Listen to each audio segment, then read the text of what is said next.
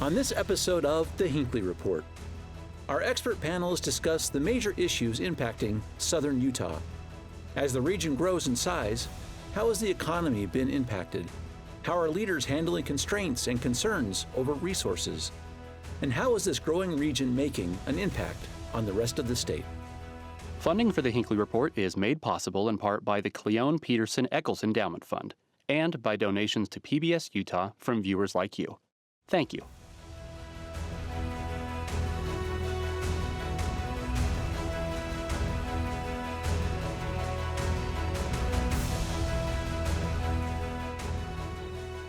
Hello, and welcome to the Hinckley Report. I'm Jason Perry, Director of the Hinckley Institute of Politics. We are today filming a very special episode of the Hinckley Report live from the campus of Utah Tech University here in southern Utah. We love this campus, and we're so glad to have our guests with us here today. Joining me for our discussion is Krista Hinton, member of the Santa Clara City Council, and Zach Renstrom, General Manager of the Washington County Water Conservancy District. Thank you so much for being with us on this special episode. So many things happening here in southern Utah. I look at this backdrop. It's beautiful. It's such an amazing part of the state. And there's a reason why so many people want to be here. And you are the two people really guiding the growth of what's happening here in southern Utah. I want to start with you for just a moment, Krista, if you don't mind, particularly through the lens of someone on the city council. A lot has changed over the last 10 years. Washington County alone, 30% growth in the last 10 years. Through your lens, how are you managing that, and what are some of the implications on this great part of the state? One of the things we're managing with City Council is kind of that balance between what our residents want to see happen and what's actually happening. So we have a lot of residents that sometimes don't want to see a lot of growth in our areas, but with a lot of growth comes a lot of opportunities as well. And so it's our job to be really careful about that growth, make sure we have the water that we need, the infrastructure that we need, and that the growth is in a manner that is positive for our residents. Yeah, how do they reach out to you about this? How do you kind of gauge that? Because so many people want to be here. That's a lot of growth. How do you sort of manage that balance of what the people here would like to have in terms of the growth, the smart growth that they're looking for, and you match that with the demand? We hear a lot from people through email, social media, out in public, but the demand is there. A lot of people are finding that their children and grandchildren would like to move here and live as well, and that the traditional homes on a 10,000 square foot lot are a little bit out of reach for them. And so there's been a little bit of a change of public perception in a higher density housing, not high density, but a little bit higher density. So that has to changed. accommodate that. That has changed a little bit, but there's still a lot who don't want to see the character of our city change, and that's really important to them. Yeah, Zach, when you start talking about the growth, the infrastructure certainly becomes the big question. Housing supply for sure, but also something that's right in your wheelhouse. Can we talk about the water requirements here a little bit? In many parts of the state, that is the barrier to growth. Talk about how you're managing that here. So in one of the driest areas of the state of Utah, this is the question that comes up a lot of how we're dealing with all these growth issues in water. And so what we're doing down here is we're doing two things. We're becoming better stewards of the water that we do have, making it last longer. And the second thing is we're building a lot of infrastructures to keep up with that. And so at the Water District, we plan to spend over $1 billion in the next few years to keep up with all this growth.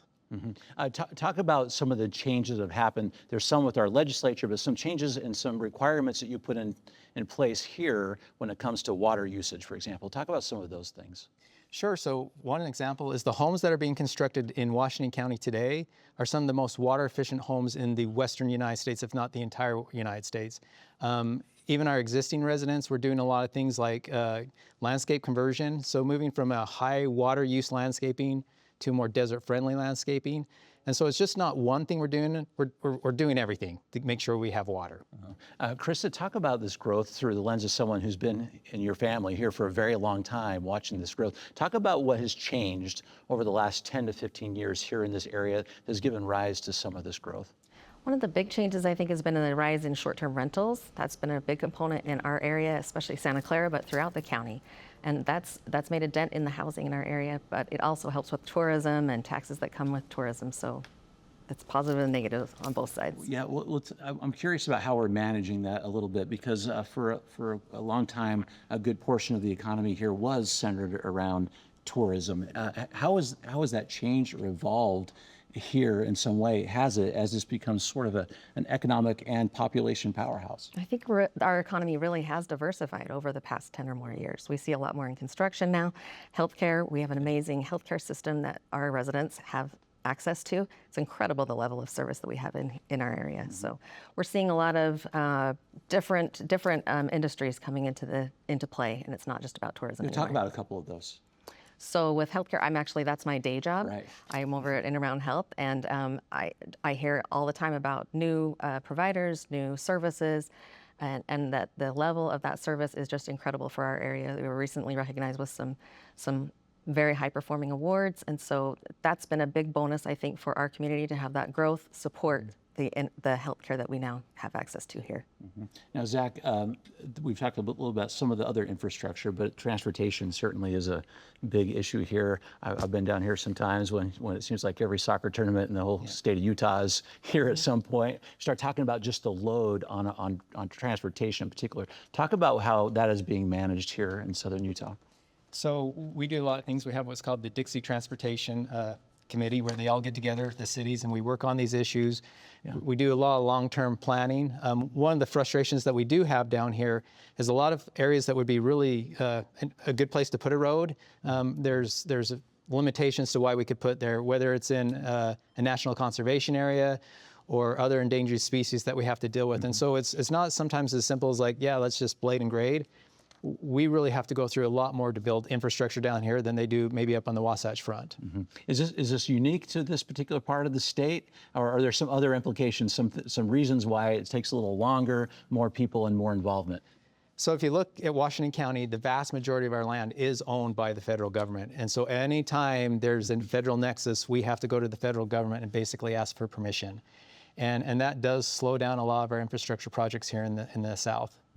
Krista, you talk about Washington County, you're Santa Clara, you talk about growth in these areas, but the southern Utah is growing beyond just this particular area. Talk about that a little bit too, because there have been these historical notions of this is rural Utah. Is that still the right way to look at this? How would you classify what's happening here? It's kind of a combination, I would say. St. George seems not rural at all, but the littler communities surrounding St. George seem a little more rural. So I think when you look at southern Utah, Washington County, it's almost a hybrid of the fifth largest city, which is St. George in the state, and then Santa Clara, which is a population of 8,500 people. So.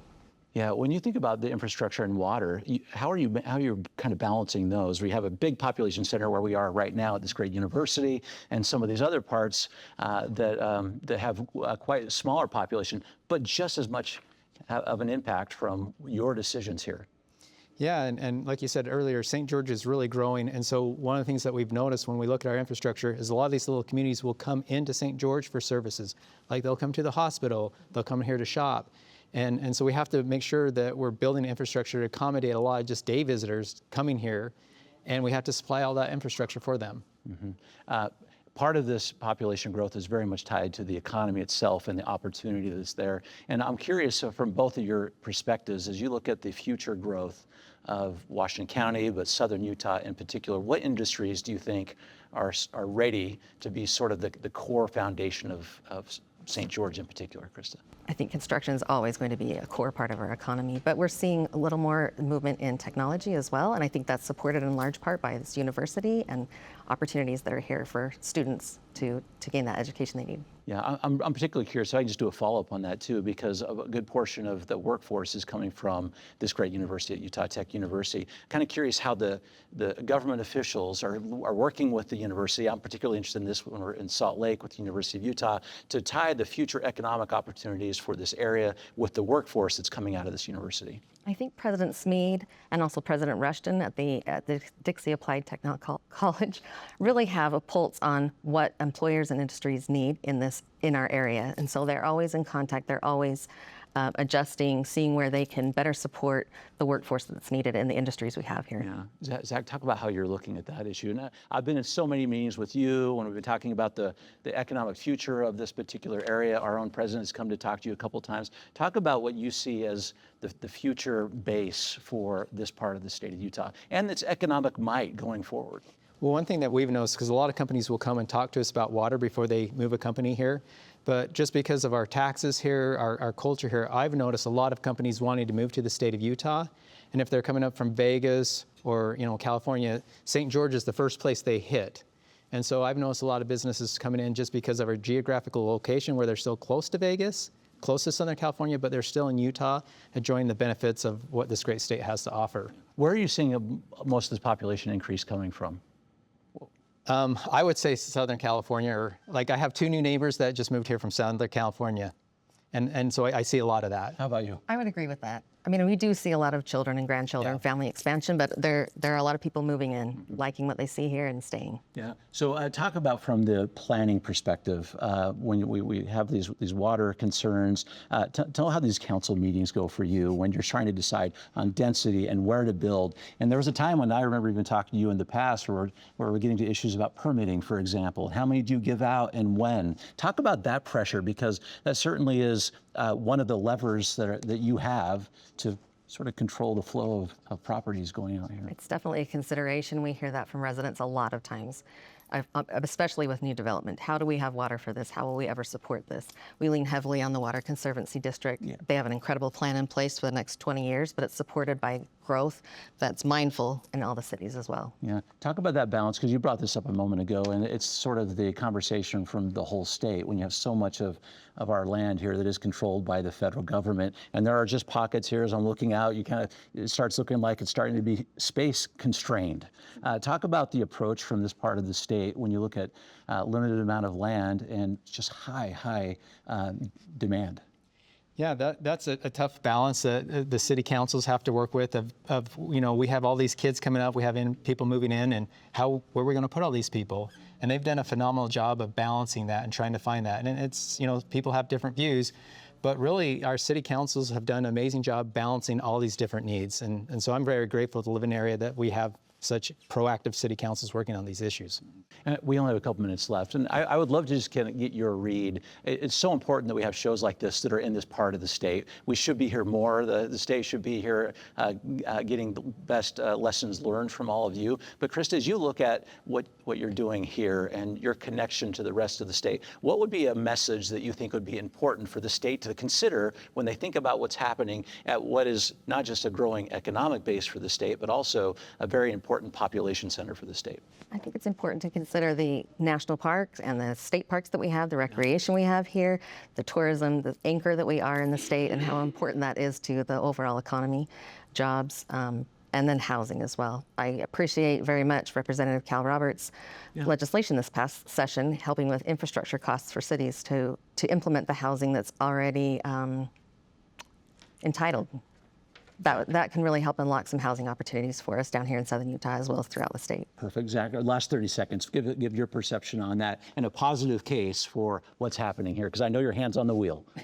Yeah, so I'd say we are a good example for the rest of the state of Utah, that we can still accommodate growth and economic growth. We still have room for our kids to grow, but yet we're keeping up with our infrastructure. We're able to build our infrastructure, and we have long-term plans to make sure that as more people come, that we will never run out of water. Our roads will be safe. We'll have schools and all that, and I think we're a good example. Yeah, you certainly are. Thank you so much for bringing your insights. Such an important conversation. I can't wait to see what you do next. Thank you very much. Thank you. The growth that we have been discussing is also leading to a unique power dynamic here amid the red rocks of Southern Utah. As more people begin to call this area home, the political influence of the region is also growing, not only within the walls of the Utah legislature, but in the halls of the United States Congress as well.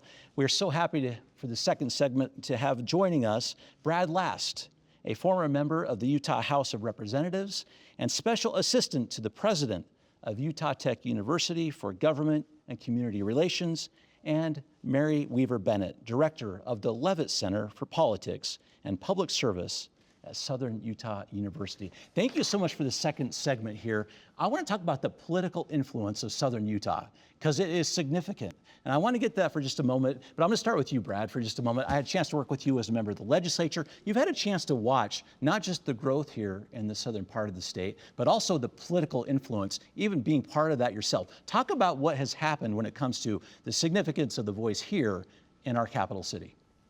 Well, everybody knows where St. George is now. Everybody knows where Washington County is now.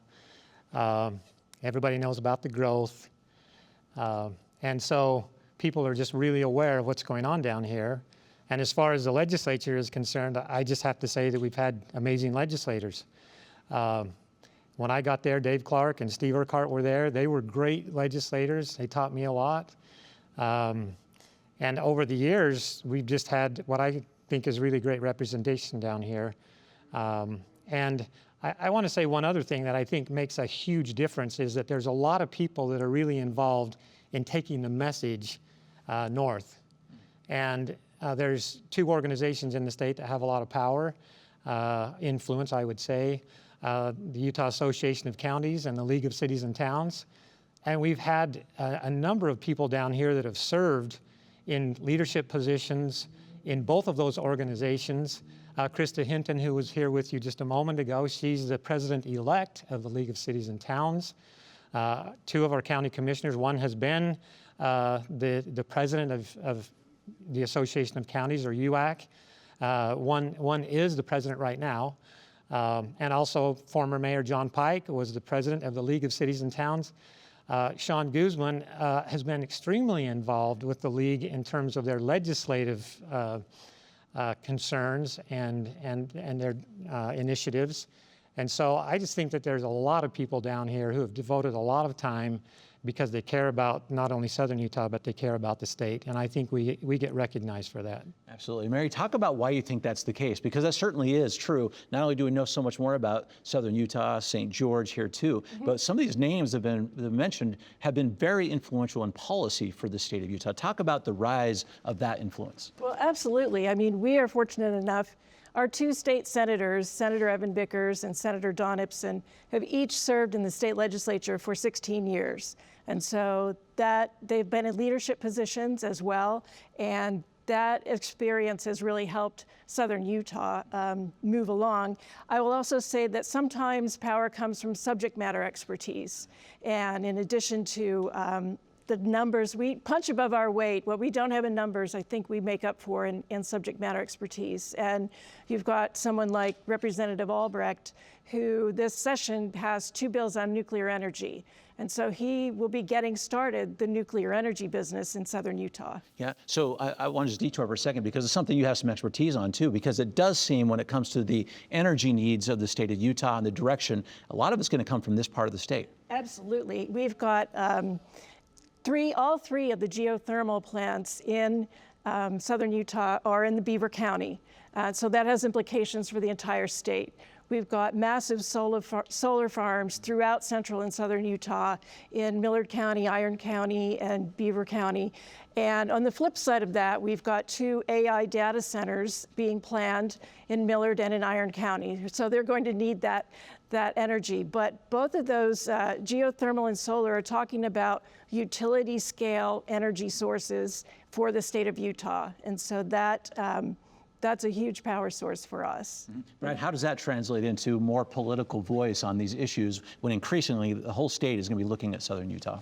Well, I think it's understandable that if we're going to play that big of a role in the power, that we are going to have a lot of influence in the state. And as far as subject matter experts, I mean, right here in Washington County, we have Colin Jack, who is an electrical engineer, who's one of our representatives, and he works for Dixie Power.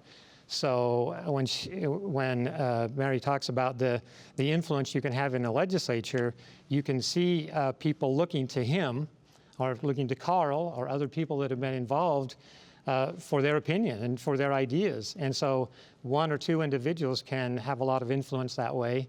If we have those individuals down here and we have the power down here, then obviously that bodes well for us in terms of the influence that we can have in the state. Yeah. So Mary, this also translates into some economic power. Absolutely. Talk about that for a moment. So, well, obviously the population centers have been growing in Iron County as well as Washington County, and we are trying to keep up with the housing needs. So obviously development is a big issue for Iron County as well as Washington.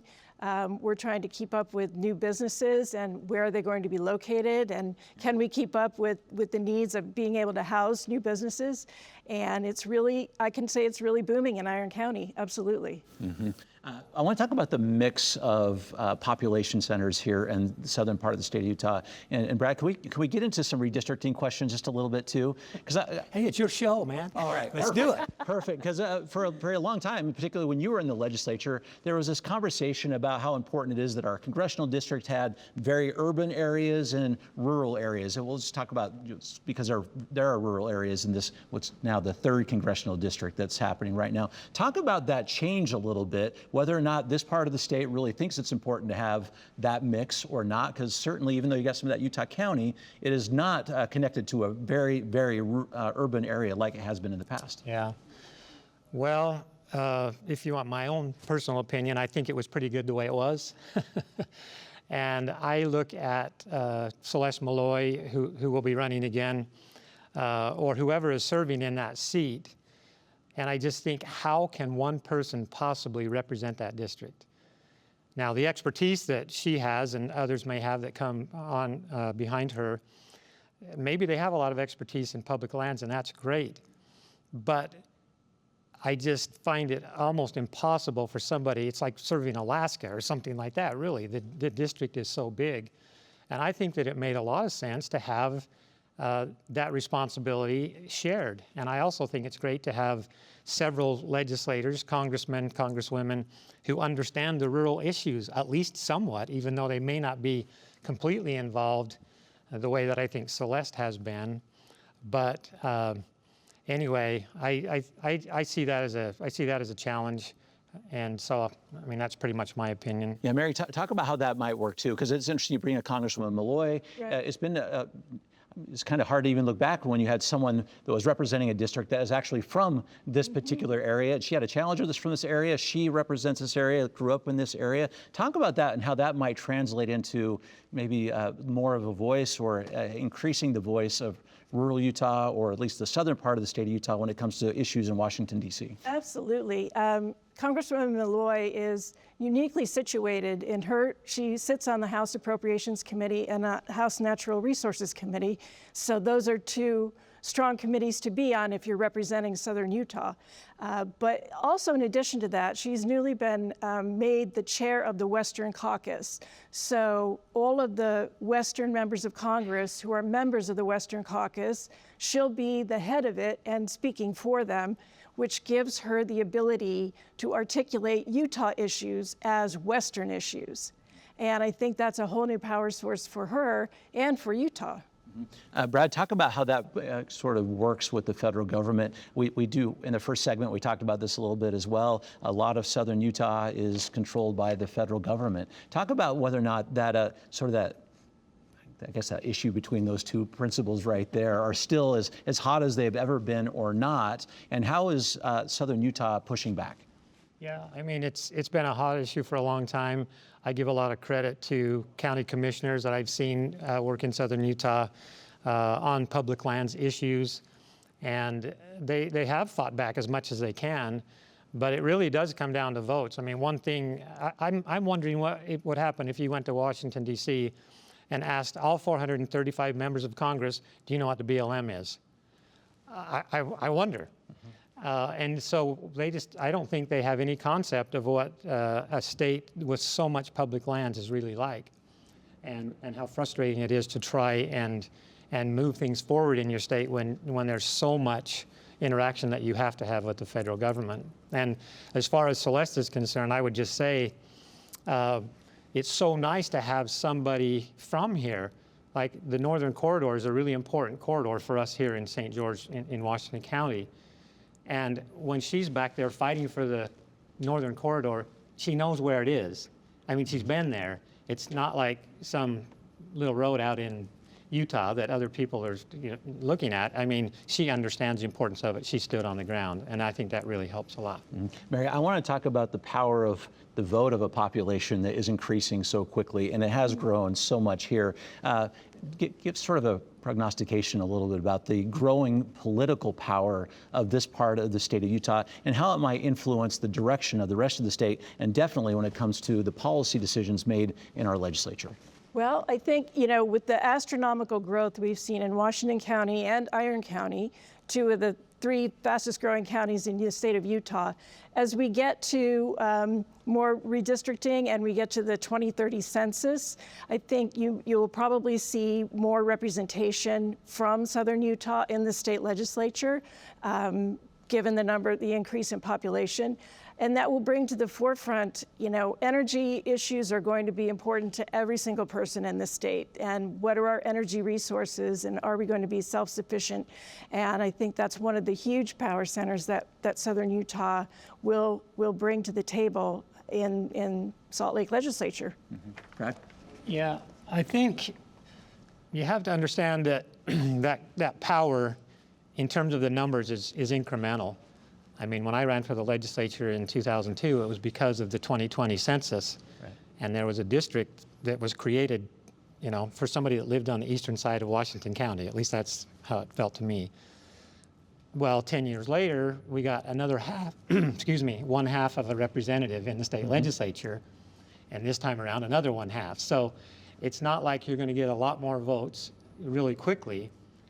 The reason I think that Southern Utah has a lot of influence is because we're not really rural, we're not really urban. Sean Guzman, I think, used the term rurban.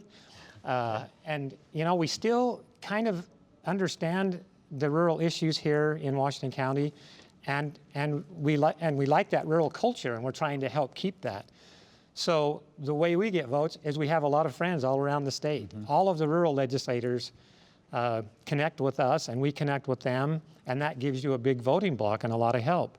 And I think also the legislators from this area and the rural legislators have been very good at building relationships and trust with some of the urban legislators, and they help us when we need the help. Yeah, Mary, some of this change in growth may eventually lead to maybe in 2030 another congressional district. Yes. Talk about your role in that here in the southern part of the state of Utah, because certainly you might attribute a lot of the growth that will come to that new district from what's happening down here. I think it can be nothing but a benefit to southern Utah, given the growth in population, if we see another congressional seat representing a rural area.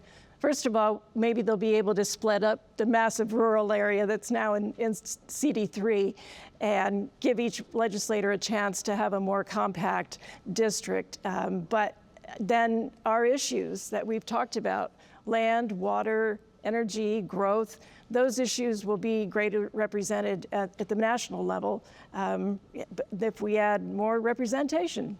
Okay, that's going to have to be the last comment, but we're so grateful for your insights. We'll watch the growth here carefully. And thank you for watching the Hinckley Report from this very special location here at Utah Tech University. These are important issues, important conversations that will continue. Please join us and watch us on our podcast with the Hinckley Report.